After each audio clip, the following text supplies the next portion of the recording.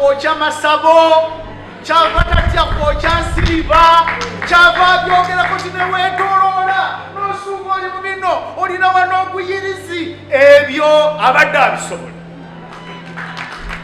Katonda alina ensonga lwaki akuyisa waba akuyisizza. Bishop Ssekkadde yalinnya mu musaayi gw'abajulizi.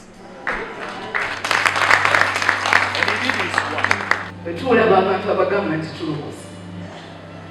Naye ebiseera bingi abantu abasinga tugamba nti tulokoze ne tulemesa abalala okujja eri Katonda olw'enneeyisaayo. Naye ddadi bwe tusiibula leero wano bwe yakkiriza Yesu ng'ate ekitabo kya Bayibuli kitugamba nti Katonda kwagala. Katonda n'amwambaza okwagala. Muzadde mulungi nnyo ne maama atakyawa akabonero akaaga okulokoka okuva Katonda. Muntu ayinza okulokoka naye ng'alina obukyayi. Era nsaba Kristo akubire omulabirizi ono